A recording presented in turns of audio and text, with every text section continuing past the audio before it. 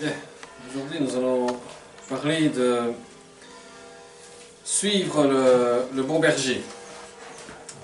Donc dans l'évangile de Jean, chapitre 10, on parle comment suivre le bon berger.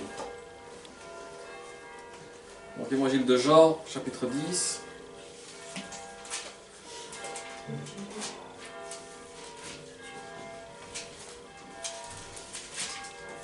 Jean 10, premier verset.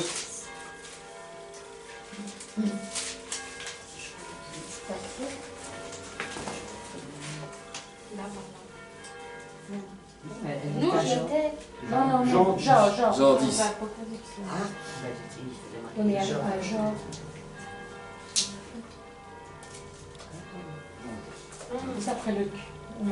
Jean 10, chapitre 10, verset 1er qui dit: en vérité, je vous le dis, celui qui n'entre pas dans l'enclos des brebis par la porte, mais s'y introduit par un autre endroit, est un voleur et un brigand. Mais celui qui entre par la porte est le berger des brebis. Le gardien lui ouvre et les brebis écoutent sa voix. Il appelle par leur nom les brebis qui lui appartiennent, et il les conduit dehors. Lorsqu'il les a toutes fait sortir, il marche devant elles et les brebis le suivent, parce qu'elles connaissent sa voix. Elles ne poursuivront pas un étranger, mais elles fuiront au contraire loin de lui, parce qu'elles ne connaissent pas la voix des étrangers. Jésus leur dit cette parabole, mais ils ne comprirent pas de quoi il leur parlait. Donc ici on voit encore que Jésus parle aux pharisiens, encore une fois, aux juifs, au peuple juif, qu'ils n'écoutent pas la voix du berger. Dans les 5 premiers versets, on voit ici qu'il expose une histoire d'un berger. Et quand il va chercher ses brebis l'entendent au son de sa voix. Les brebis reconnaissent la voix de leur berger. Donc, ils marchent devant et elles le suivent, sans problème. Parce qu'elles savent que c'est leur berger. Mais si un étranger rentre dans l'enclos et les appelle, elles ne sortent pas. Parce qu'elles ne reconnaissent pas la voix. Et elles ne veulent pas sortir. Donc, ce que Jésus ici montre, l'image du berger et de ses brebis, c'était déjà qu'il parlait de la prophétie d'Ésaïe, qui avait été dit aux Juifs, qu'il y aura la venue du Christ sur terre, et qu'il allait conduire le peuple de Dieu vers le royaume des cieux, mais qu'il fallait une porte pour aller vers le royaume des cieux, pour aller vers Dieu. Et bien plus loin et beaucoup plus tard, après la crucifixion et la résurrection de Christ, quand on voit dans les actes des apôtres, il y a des gens qui ont commencé à être ces faux bergers qui rentraient dans les synagogues et dans le peuple juif, qui entraînaient des révoltes dans le peuple juif, à ce que les gens ne comprennent plus et ne savent plus qui était réellement le bon berger qui nous menait dans la gloire de Dieu. Donc, quand le Christ dit qu'il est le bon berger, il est venu au milieu d'Israël pour montrer le chemin que Dieu avait tracé.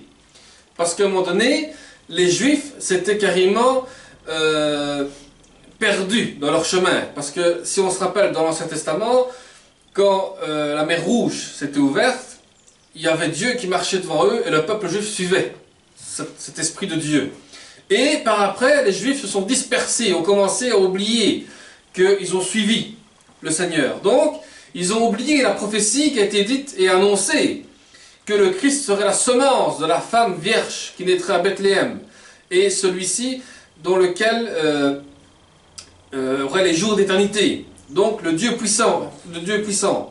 Donc, ces prophéties et beaucoup d'autres se réfèrent donc à la première venue du Seigneur. Donc on trouve l'accomplissement du Christ, montrant qu'il est le berger et qui vient chercher son peuple à le faire sortir de la religiosité. Donc on fait sortir le peuple d'une religion pour venir vers le Christ lui-même. Parce que beaucoup, aujourd'hui maintenant, sont aveuglés par une religion, par une domination ou autre, mais ne savent plus eux-mêmes qui est le Christ lui-même, qui est la porte des brebis et qui est la porte qui nous mène à aller vers Dieu lui-même. Qu'on oublie des fois le sacrifice qui a été fait sur la croix afin que nous puissions avoir cette vie éternelle. Parce que quand il dit au verset 3 que le gardien lui ouvre et les brebis écoutent sa voix, il appelle par leur nom et les brebis qui lui appartiennent et il les conduit dehors. Donc à celui, le portier ouvre. Donc Dieu domine toutes les circonstances et l'esprit opère dans le cœur de la personne. C'est à un moment donné que une personne entend parler du Christ, à un moment donné, cet esprit, le Saint-Esprit, agit dans le cœur de la personne et entend la voix du berger et qui lui donne accès à aller vers le berger et suivre ce berger dans cette bergerie. Puis on trouve 4 aspects de l'œuvre du berger. Premièrement, il rend un témoignage qui atteint les oreilles et touche les cœurs de ses brebis.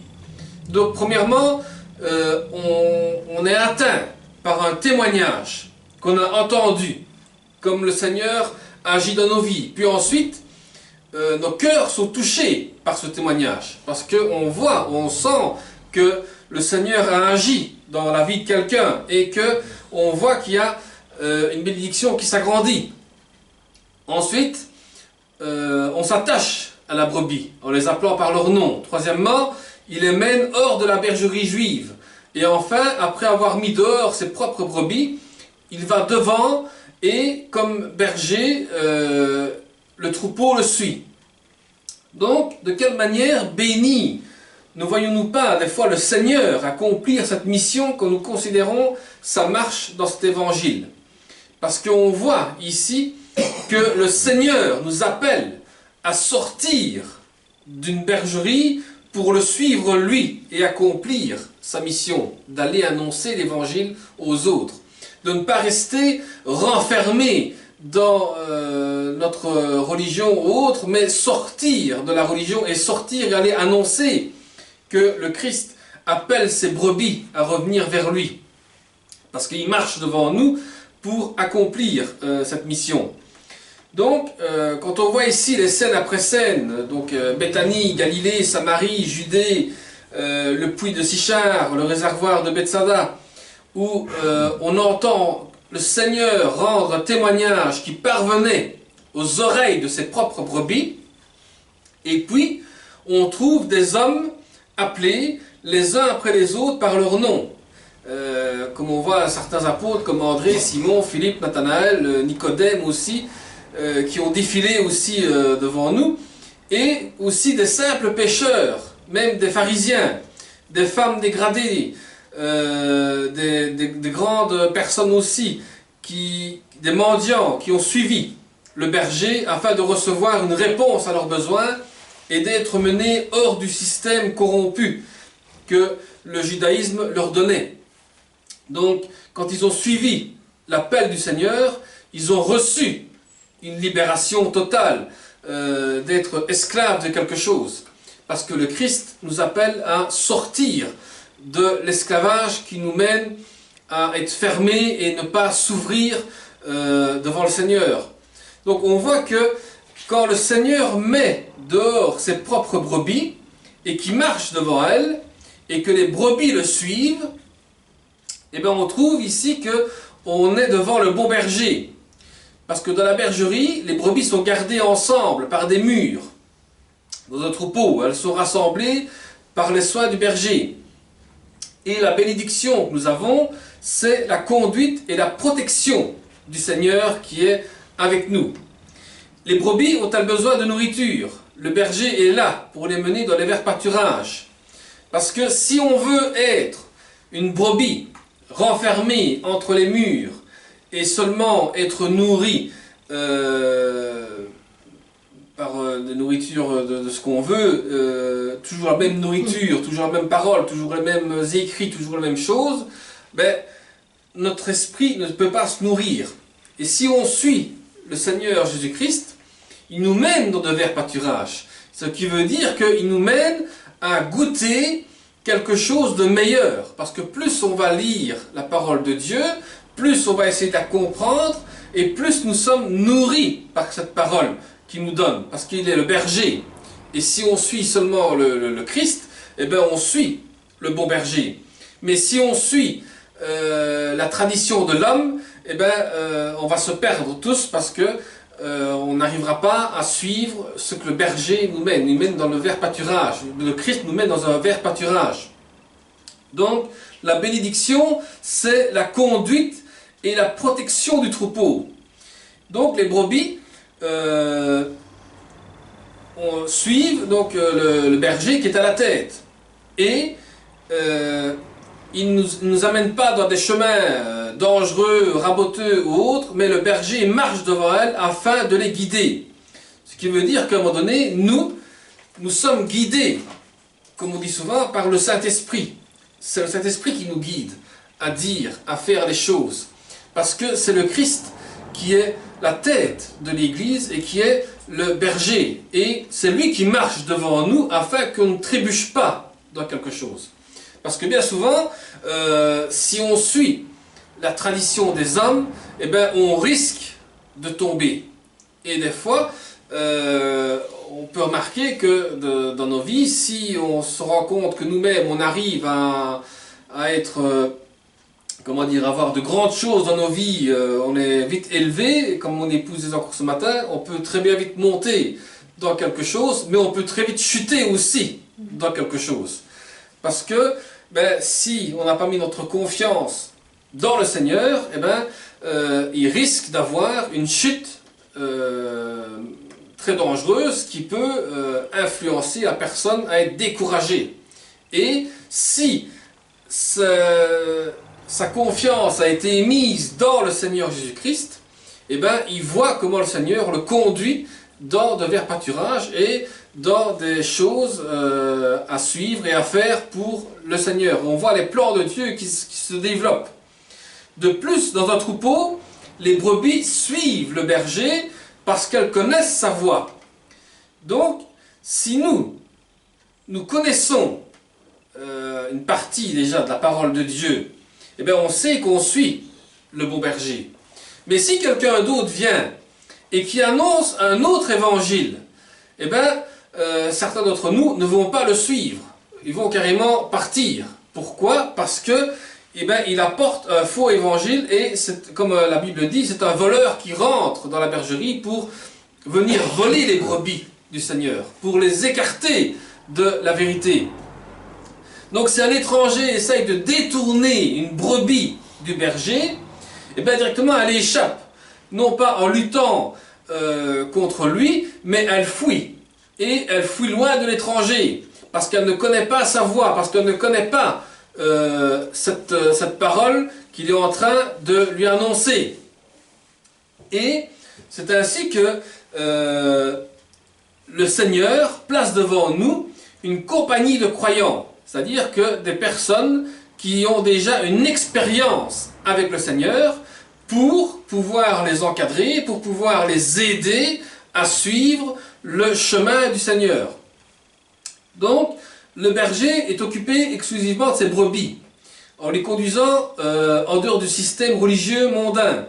Dans cette place en dehors, elles sont vues comme étant totalement sous sa direction. Donc, il est conduit au travers du désert de ce monde et il vient à leurs besoins en les protégeant de tout mal, de leur côté. Les brebis connaissent la voix du Christ. Elles réalisent qu'elles dépendent de lui, parce qu'elles sont conscientes de leur faiblesse et elles s'enfuient loin de l'étranger. Parce que plus nous connaissons, plus nous voulons connaître la voix du Christ, eh ben, nous allons dépendre de Jésus-Christ. Et plus on va dépendre de Jésus-Christ, et plus nous allons recevoir aussi de Jésus-Christ. Nous allons recevoir des choses de lui. Mais, hélas, nous pouvons voir aussi dans la chrétienté une réponse vraie à l'image parfaite. C'est être entièrement dépendant d'un chef invisible. Donc, c'est-à-dire qu'il faut avoir la foi. en Jésus-Christ et la confiance de son amour. Et avoir la foi, c'est pouvoir entendre la parole de Jésus-Christ. Et si on entend la parole de Jésus-Christ, ben nous avons la foi. Et la foi veut dire que nous mettons notre confiance dans cette parole qui a été écrite pour nous, afin que nous connaissons la voix du berger. Et de là, nous ne sommes pas des proies faciles pour la voix des étrangers. Parce que, bien souvent, il y a, et je disais souvent aussi, qu'il y a des faux pasteurs qui se déguisent, des loups déguisés en brebis, qui viennent chercher d'autres brebis qui ne connaissent pas la parole de Dieu et les mènent dans des endroits où ils sont carrément perdus. Et c'est là qu'on doit faire attention à ne pas se laisser influencer par des faux témoignages ou autres. Donc, il s'adressait aussi, donc Jésus s'adressait à une masse de personnes qui étaient dans le judaïsme, qui étaient corrompues. Tel était le cas en ce qui concerne plusieurs hommes de la chrétienté, qui sont corrompus. Et suivre le Christ dans la place qu'on était perdu, des fois c'est incompréhensible ou des fois c'est impossible pour quelqu'un qui ne connaît pas le Christ. Parce que beaucoup, comme on dit, se disent chrétiens et ne le sont pas, et on séduit d'autres personnes à tomber dans des pièges qui ne sont pas de la parole de Dieu. Donc c'est pour ça qu'il faut faire attention que quand on suit le Christ, c'est quelque chose de difficile à faire, parce que c'est un choix que l'on fait et on demande au Seigneur d'être transformé et d'être changé carrément dans notre esprit. Et aussi c'est de connaître la parole de Dieu pour être nourri aussi spirituellement.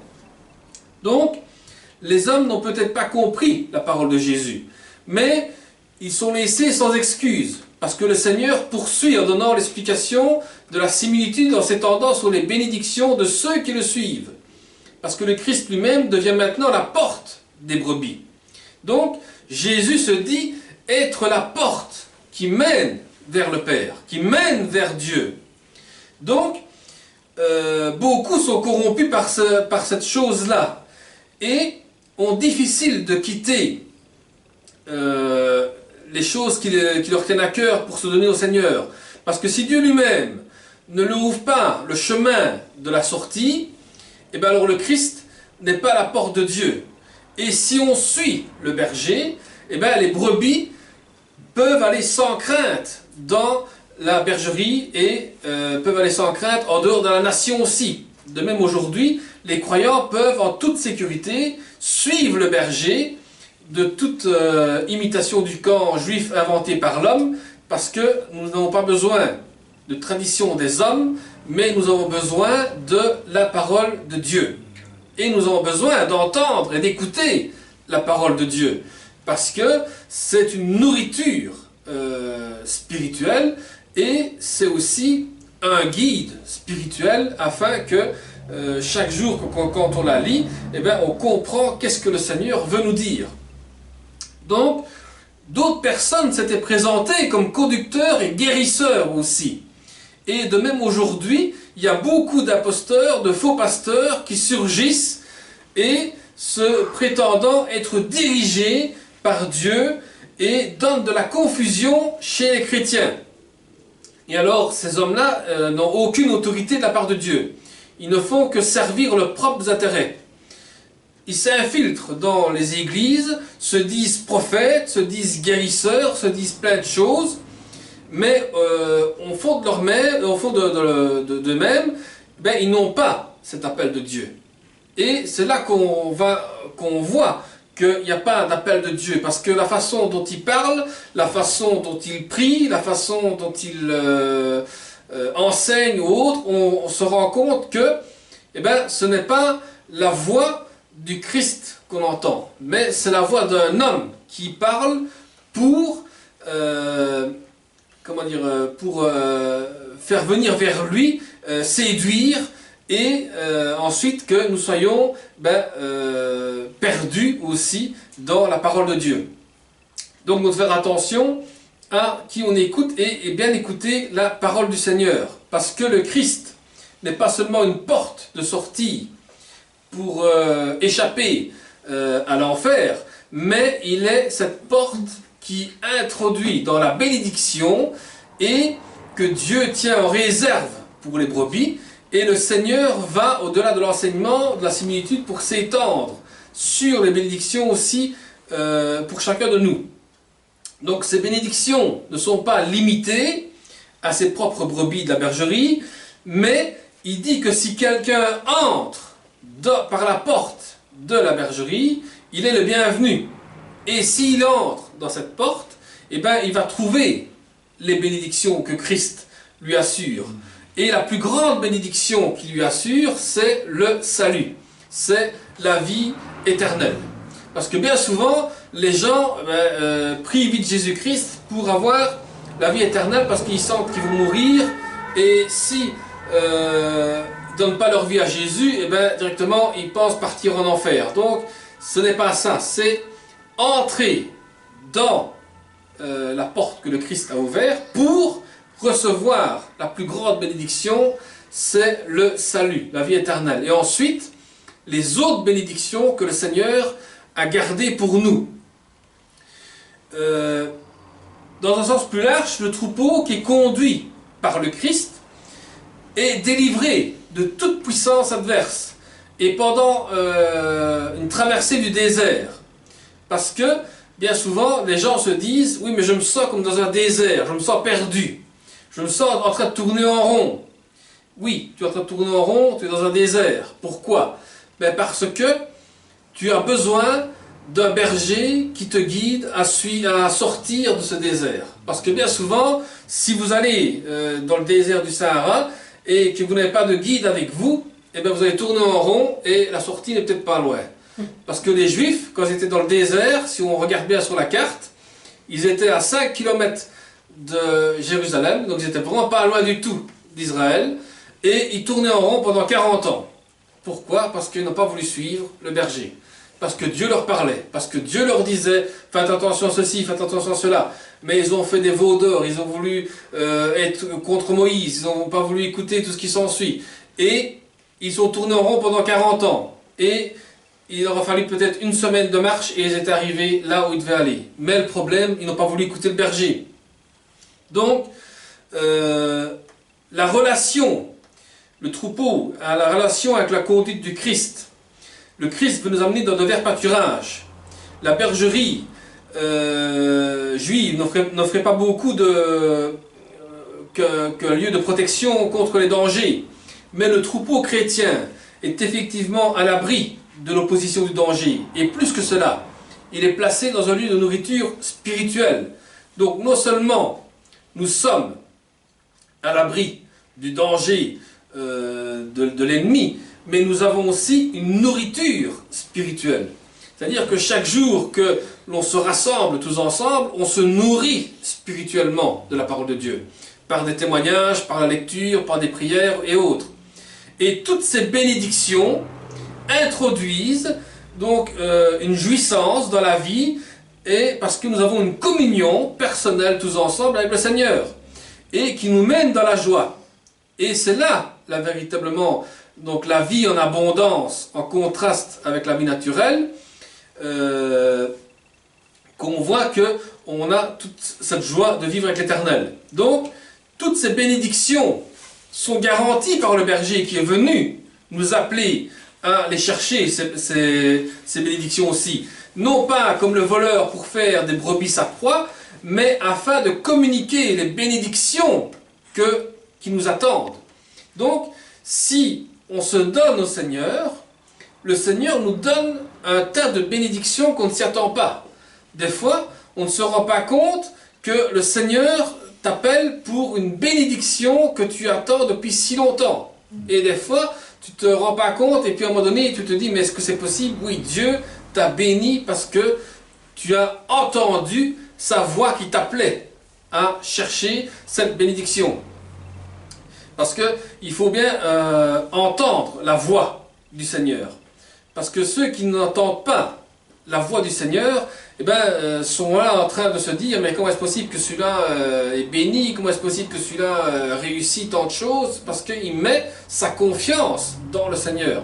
Et il entend et il écoute la voix de Dieu. C'est comme par exemple, quand mon épouse m'appelle, à travers 50 femmes, je sais que c'est elle qui m'appelle, j'entends sa voix, j'écoute sa voix. Quand elle me dit de ne pas faire certaines choses, ben, je l'écoute parce que je sais que elle sait de quoi elle parle. Et le Seigneur, c'est pareil. Quand on écoute la parole du Seigneur, on se rend compte que ben, nous devons faire attention à certaines choses et qu'on n'a peut-être pas fait attention avant. Donc, au cours de l'Évangile, on voit comment Jésus, en tant que berger, apporte la vie éternelle aux brebis. Parce qu'il les conduit dans la liberté. Il leur fournit une nourriture spirituelle. Et c'est ainsi que dans la première partie de l'évangile de Jean, eh ben, il y a une présentation claire du berger, des brebis, qui conduit ces brebis à séparer complètement d'un système religieux pour venir se placer sous les soins de la direction exclusive du berger et être introduit dans toutes les bénédictions qu'il veut donner à ses brebis. Donc, on apprend que le Christ est non seulement le berger, mais aussi le bon berger.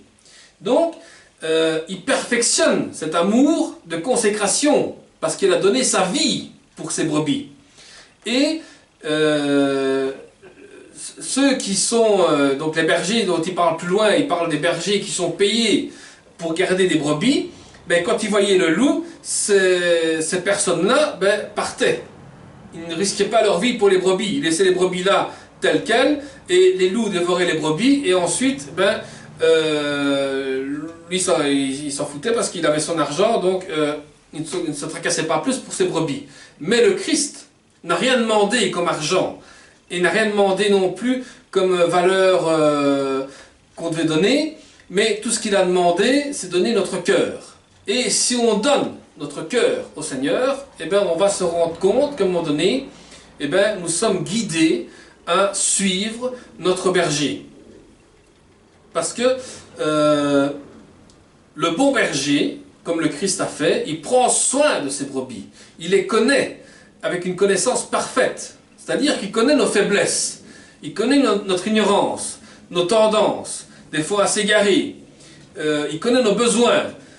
Et de ce fait, il nous aime tellement qu'il nous conduit à être en mesure de le connaître aussi. Sa perfection, sa sagesse, sa puissance et son amour. Parce que, des fois, en tant que chrétien, nous avons des faiblesses. Des fois, on ignore aussi la parole de Dieu, qu'elle peut accomplir quelque chose. Mais le Seigneur nous aime tellement qu'il nous appelle à savoir qu'il y a une perfection, qu'il y a une sagesse et une puissance, et surtout son amour envers nous. Il nous aime tellement qu'il ne veut pas qu'on s'égare dans des choses. Parce que quelqu'un a dit que Jésus avait été l'objet du cœur du Père, de la même manière, ses brebis étaient les objets de son cœur. Enseigné de Dieu, ses brebis le connaissaient et se confiaient en lui, comme il se confiait dans le Père. Donc, le berger des brebis a conduit toutes ces brebis à pouvoir entrer par la porte de bénédiction. Donc, il se manifeste. Ce dernier ne peut pas être limité aux brebis d'entre les Juifs. Donc, il y a d'autres brebis que le berger doit amener d'entre les gentils. Elles aussi doivent entendre la voix du bon berger, séparées de la bergerie. Parce que les païens ont besoin aussi d'entendre la voix du berger. Parce que ce n'est pas seulement que le chrétien qui doit entendre la voix du berger, mais aussi ceux qui ne connaissent pas le Seigneur doivent entendre aussi la voix du berger. Parce que bien souvent, il y a des personnes dans la rue qui ne connaissent pas la parole du Christ et ont besoin d'entendre cette parole du Seigneur pour pouvoir aussi être sauvés. Le Seigneur n'est pas venu seulement chercher des religieux ou des pharisiens ou autres, mais il est venu chercher tout ce qui était comme des pécheurs, des incrédules, des gens qui ne connaissaient rien, est venu chercher vraiment toutes ces personnes pauvres pour les amener dans son royaume. Donc, tel est le propos du cœur du Seigneur, c'est de réaliser un rassemblement de tous ces enfants qui sont dispersés. Et, en tant que berger, il veut les nourrir, parce qu'il s'est offert volontairement en sacrifice, et en laissant sa vie, non seulement il assure la bénédiction pour ses brebis, mais il donne au Père un nouveau motif pour l'amour dont il a aimé le monde. Et une seule personne peut nous amener vers le Père, et par un motif d'amour. Donc, cette source d'amour réside dans le cœur du Père, parce que en mourant, il a assuré la bénédiction des brebis, il a accompli la volonté du Père, et en même temps, il s'agit d'un acte volontaire. Voilà enfin quelqu'un qui était venu dans le domaine de la mort avec le pouvoir de laisser sa vie et de la reprendre. Et c'est là qu'on voit aussi que dans cette portion, il se dit le bon berger des brebis. Parce qu'il sépare donc les brebis des boucs, comme on dit aussi, parce que les brebis ne se mélangent pas non plus avec les chèvres. Pourquoi? Parce que une brebis écoute le berger, mais une chèvre est têtue. Elle n'écoute pas son berger. Elle n'a pas de berger. Elle n'écoutera jamais un berger. Une chèvre, tu peux faire ce que tu veux, elle ne t'écoutera pas. Et la brebis, elle écoute le berger quand elle l'appelle. Parce que les chèvres, si tu veux les avoir, il faut les séduire. Et quand tu arrives à les séduire, eh ben, elles se laissent aller. Mais la brebis ne se laissera jamais séduire par quoi que ce soit. Et c'est là que il faut faire attention de ne pas qu'on soit des chèvres dans une bergerie, parce qu'on risque d'être séduit par des choses qui ne sont pas bonnes. Donc c'est là aussi la réponse du Seigneur, qui montre que des fois nous sommes incrédules, parce que nous avons refusé le témoignage de ces paroles, de ces œuvres, qui est la racine de toute chose pour la bénédiction des brebis. Donc si on est lent à croire, si on refuse le témoignage du Christ, si on refuse le Seigneur dans notre vie, eh bien, nous refusons les bénédictions du Seigneur aussi. Et si on refuse la bénédiction du Seigneur, eh bien, on risque encore de se retrouver dans le désert et tourner encore en rond. Donc celui qui conduit la personne vers le Seigneur, eh bien, c'est un premier grand caractère que la brebis écoute la voix du berger. Et tout le monde, dans le monde entier, entend les paroles du Seigneur qui sont prononcées, mais écoute la voix aussi que les brebis reçoivent par la foi du message contenu dans les paroles. Un message qui montrait aux brebis leur état de péché et leur misère, mais révèle aussi l'amour et la grâce qui répondent aux besoins. Comme par exemple la femme qui allait au puits de Sichar. C'est un exemple frappant entre les paroles de l'Écriture et les voix des prophètes. Parce que cette femme va au puits chercher de l'eau, et là, il y a un homme qui se trouve, et c'est Jésus qui lui parle. Et elle dit, oui, mais nous, on ne peut pas aller en tant que Samaritains dans le temple pour prier, nous avons le puits ici de Jacob qui a été ici. Et Jésus lui dit, tu n'as pas besoin d'aller si loin, tu as juste qu'à croire en mes paroles. Et quand Jésus lui a dit qui elle était et tout ce qui s'ensuit, elle a vite descendu dans le village à aller dire, le Seigneur m'a parlé, le Messie est là et m'a parlé. Et c'est là qu'on voit encore une fois qu'elle a entendu la voix du berger, et elle a été témoignée la voix du berger qu'elle a reçue. Le Seigneur parle par amour pour ses brebis. Parce que, comme je dis toujours, il donne la vie éternelle, une sécurité éternelle. Il assure des soins divins. Déjà, le Seigneur avait dit qu'il était venu afin de donner sa vie aux brebis. La vie en abondance. Et maintenant, on apprend qu'il donne sa vie éternelle. Donc, la vie qui était auprès du Père, qui a été révélée dans la personne du Fils. Donc, une vie que les brebis possèdent dès qu'elles se donnent au Seigneur, et qui doit être manifestée, doit être goûtée. Donc, de plus, la vie éternelle, implique donc la sécurité éternelle, et le Seigneur ajoute une consolation pour ces brebis, pour ne pas qu'elles périssent. Parce que des fois, intérieurement, une personne est blessée, une personne est détruite, et le Seigneur, par son esprit, vient et console cette personne, vient la rétablir, vient la réconforter, lui montre l'amour qu'il a pour elle. Comme un berger soigne sa brebis quand elle est blessée. Il vient et il soigne sa brebis. Donc, avec un calme parfait, le Seigneur en appelle des nombreuses de brebis, par des œuvres aussi. Il leur fait voir de la part du Père. Il les rattache ainsi ses œuvres au Père comme preuve qu'il était venu du Père.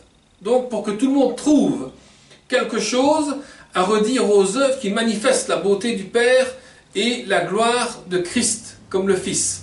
Donc ce qui veut dire que si on témoigne que le Christ a fait quelque chose dans notre vie, eh bien nous sommes cette brebis qui appelle les autres à revenir vers le berger. Donc notre témoignage est important. Et si l'interprétation, si on donne de faux témoignages, le Seigneur aurait certainement corrigé immédiatement une erreur aussi terrible et désavoué. Parce que le Seigneur confirme sa revendication en faisant appel à leurs propres écritures. Les condamnations ainsi, par les paroles de leur propre bouche, de refuser la divinité de Christ, le Seigneur demande, n'est-il pas écrit dans votre loi, moi j'ai dit, vous êtes des dieux. Si donc des hommes mis à part pour être juges en Israël, comme représentants de Dieu, et à qui la parole de Dieu était venue, sont appelés des dieux, peut-on accuser le blasphème du Fils de Dieu? Parce que à un moment donné, les hommes qui suivaient la loi juive se prenaient pour des dieux. Donc les pharisiens se prenaient pour des dieux. C'était eux la divinité, c'était eux qui étaient le chef de toutes choses. Mais quand le Christ est venu et avait été jugé devant les pharisiens, quand il a dit, quand vous verrez le Fils de l'homme descendre sur les nuées, vous verrez sa gloire et vous verrez son royaume s'accomplir. Et là, eux disent que Jésus blasphémait, parce que c'était eux qui étaient les dieux. Mais ils n'ont pas compris qu'ils avaient un rôle à jouer, c'était d'enseigner la parole de Dieu, mais ne pas éloigner les personnes du Seigneur. Ils devaient rassembler le troupeau pour la venue du berger, mais ils n'ont pas fait. Donc le Christ a refait revenir ses brebis vers lui. Le Seigneur avait déjà déclaré que s'il était véritablement enfant d'Abraham, il le prouverait en faisant les œuvres d'Abraham. Donc il s'applique maintenant à lui-même, cet argument convaincant. Mais s'il ne faisait pas les œuvres de son Père, il pourrait refuser à bon droit de croire qu'il était le Fils de Dieu. Donc s'il faisait les œuvres de son Père, il avait l'assurance que non seulement il était le Fils, mais que le Père était en lui et lui dans le Père. Donc c'est là qu'on remarque que maintenant Jésus fait comprendre que le Père est avec lui et que lui est dans le Père et que les deux font un. Et que ses œuvres donnent la preuve qu'il est la divinité et la puissance et l'amour manifestés pour que chaque brebis entende l'amour du Père qui est envoyé sur terre pour que nous revenons vers le Seigneur, pour qu'il y ait une réconciliation entre l'homme et Dieu.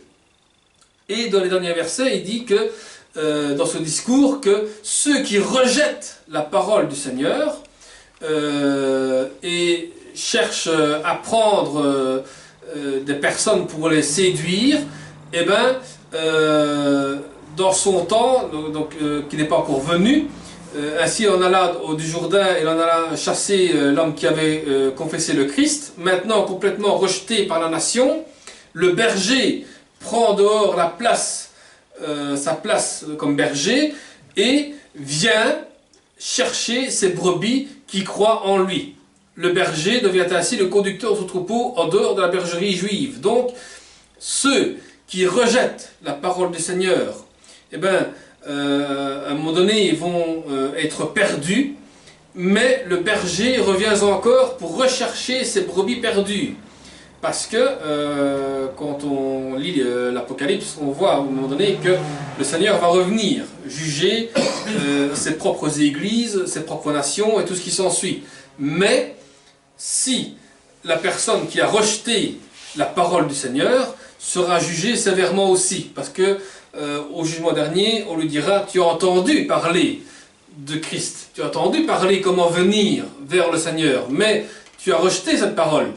Et c'est pour ça qu'aujourd'hui, il est important, encore une fois, d'accepter le Seigneur dans sa vie et de suivre ce que le berger nous demande de faire. Parce que nous n'avons qu'un seul berger, c'est le Seigneur Jésus-Christ. Et de ne pas se laisser séduire par d'autres faux bergers, parce que ce ne sont pas des paroles du Seigneur. Mais quand la parole du Seigneur est bien enseignée et bien expliquée, ben nous entendons que nous suivons le bon berger et nous avançons avec le bon berger. Voilà. Nous allons prier pour conclure. Seigneur, nous te demandons encore, Seigneur, aujourd'hui, Seigneur, que tu puisses encore te manifester, Seigneur, à travers des personnes encore aujourd'hui, Seigneur, que tu puisses leur toucher leur cœur et leur dire, Seigneur, que tu es ce bon berger. Ce berger, Seigneur, qui appelle ses brebis à revenir vers lui. Parce que, Seigneur, que ferions-nous sans toi ? Qui de nous, Seigneur, est capable de marcher sans berger? Qui est capable de marcher, Seigneur, sans guide spirituel ou autre, Seigneur, sans ta bénédiction, Seigneur? Nous avons besoin de toi, Seigneur. Et aujourd'hui, Seigneur, nous te faisons appel, que ton Saint-Esprit touche chacun de nous, Seigneur, et que nous puissions dire que nous avons besoin d'un guide pour avancer. Que nous avons besoin d'un guide qui nous parle, Seigneur, et qui nous explique, Seigneur, par où il faut aller, par où il faut marcher, parce que tu marches devant nous, afin que nous ne tombions pas, Seigneur, et que chacun de nous ne tombe pas dans un piège, Seigneur, qui n'est pas de toi. Et nous mettons tout entre ta main, Seigneur, dans le nom de Jésus-Christ. Amen. Amen.